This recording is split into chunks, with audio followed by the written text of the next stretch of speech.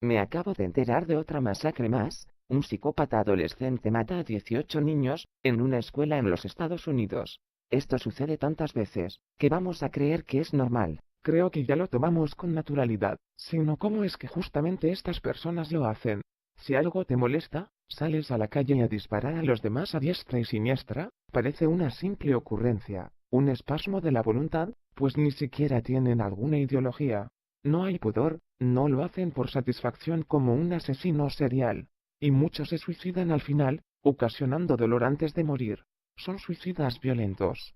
Es que también generan ese tipo de violencia, porque tienen los medios para hacerlo. Antes yo leía que estos asesinos tenían conocimientos de explosivos o acceso a armas de fuego. Ahora un adolescente puede portar un arma, vestirse como un soldado y acribillar a quien tenga al frente. En parte se ha perdido el respeto al arma misma, ni qué decir por la vida ajena.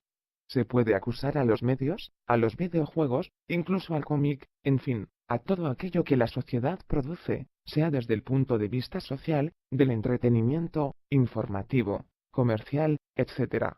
Son canales que los seres humanos usamos para expresarnos, pues nos dan elementos necesarios para consolidar aquello que creemos importante para nosotros. La moda nos ordena cómo vestirnos, la televisión o la radio nos dice qué temas debemos considerar en una conversación, igual la música, el deporte, toda la publicidad, está basada en crear esa necesidad de imagen o de gusto, que el ser humano requiere para saber quién es. La crítica siempre estará en aquello que nos pretende uniformizar, haciéndonos creer que todo ello es particular.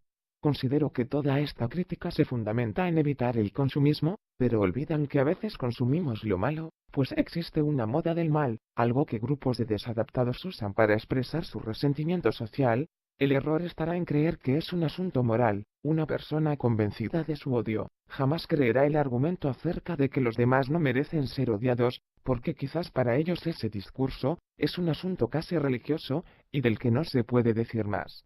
Si dichas explicaciones no pueden llegar a ellos, simplemente tendrán todo el camino abierto para canalizar su odio. Asumo que una alternativa sería cambiar esas modas del mal, o en todo caso privarlas de aquello que las hacen atractivas. Por supuesto, mira lo que pasó con las películas de gángster. Al presentar un escenario casi romántico de la mafia, muchos adoptaron lo más sencillo de ella, que era la indumentaria. En Estados Unidos con la película El Padrino, algunos pretendieron parecer más que ser. Eso crea una confusión, pues, si te dejas llevar por la apariencia, no lograrás entender qué es lo que estás aparentando. Para la mayoría de gente que se deja llevar por estas tendencias mediáticas, ser es parecer, eres el disfraz que usas.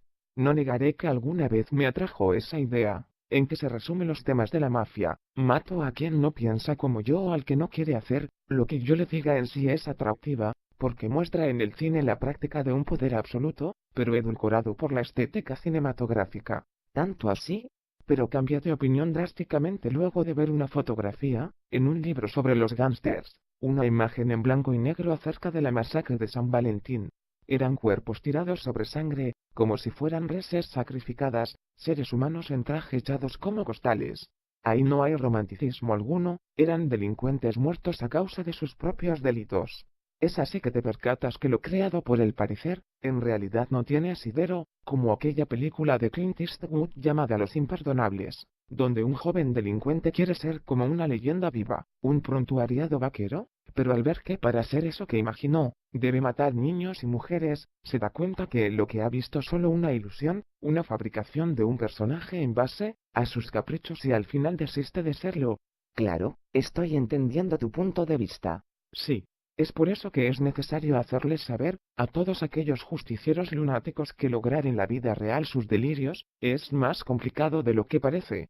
Este joven que mató a esos niños en una escuela, dicen que iba vestido de negro como un soldado de un grupo de élite. ¿Qué hubiera sucedido si no tuviese acceso a estas cosas? Quizás con los años jamás habría pasado de un insulto a quien lo ofende. El sostener un arma le dio el valor que su propia personalidad no le brindó. Entonces, ¿estamos de acuerdo en que se debería prohibir la venta de armas de fuego en estos países? Pero sabemos que será casi imposible. Hay escepticismo en la prensa, los lobbies políticos, el poder económico que representa a estas industrias, etc. No es sencillo eliminar algo del que depende mucha gente, y sobre todo del que dependen los dueños de estas industrias.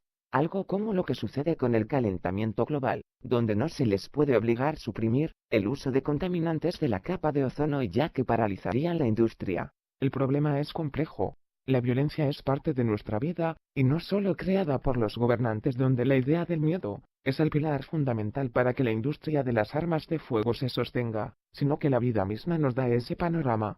Ahora, lo que hace esta industria es creer que la respuesta a la violencia es más violencia.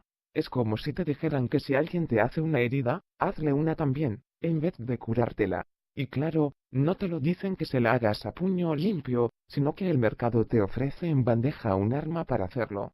Una sociedad que libera la venta de armas es una sociedad que está a favor del asesinato, que no cree en sus propias instituciones, en su propia forma de hacer justicia. Se considera débil al intentar controlar a sus ciudadanos, así que lo deja en sus propias manos. Una forma sutil de volver a la ley del viejo oeste. La alternativa es impedir la venta de armas. A eso iba, es algo que una ley no solucionará, porque la presión de la clase dirigente impedirá algo así, debido a que es su medio de vida. Siendo empático, podemos asemejarlo con el caso de los veganos, si bien todos somos conscientes que los animales dan su vida para poder alimentarnos, y en ese proceso muchos de estos sufren, no podemos dejar de comerlos porque la sociedad no te da la posibilidad de escoger. Las cadenas de tiendas, como restaurantes que encuentras en cada esquina, ofrecen carne. Entonces, ¿qué se puede hacer? Pero cada uno puede hacer un esfuerzo por lograr ese cambio.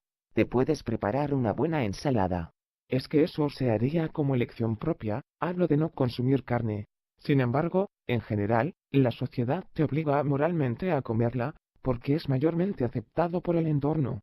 El resto lo ve así, y decide no cambiar porque está bien hacerlo. Es ahí donde debe entrar la carga moral, buscar la manera de frenar ese sentimiento de que todo está bien.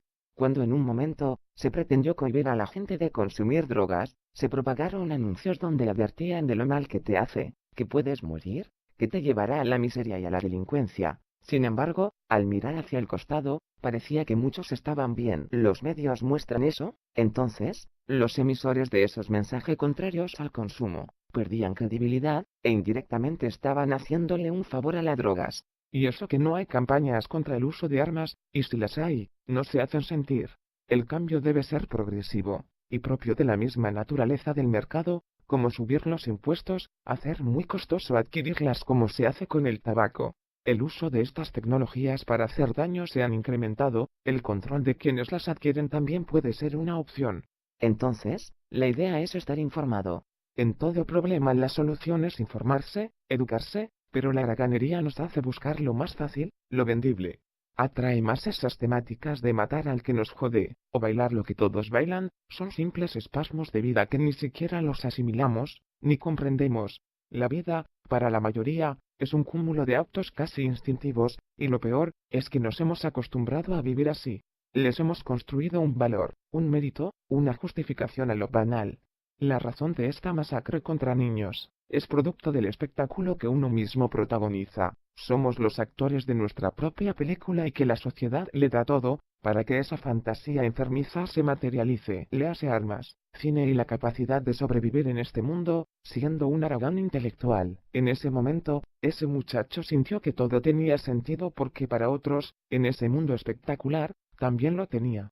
Pero creo que hay algo de sensatez al final, como cuando salimos de la sala de cine, pues, ahí termina todo. El joven al cometer la masacre sabía que después de realizarla, no quedaba nada, que su función había terminado, y que ese personaje creado, no tenía un lugar en el mundo real, pues ahí sería satanizado, abominado, por eso optó por el suicidio. Podríamos aventurarnos a mencionar, que esto de la guerra tiene algo de tufillo espectacular, pero institucionalizado. Le haces creer al soldado, que matar por un país, es extraordinario. Sin embargo, eso termina una vez que lo haces. Luego queda el despojo de un ser humano que vive con la culpa hasta la muerte. Una locura disfrazada de ideal, de propósitos. Se ha abierto el manicomio. La misma sociedad ha dejado las puertas abiertas. Peor aún, la fantasía está invadiendo por completo la realidad.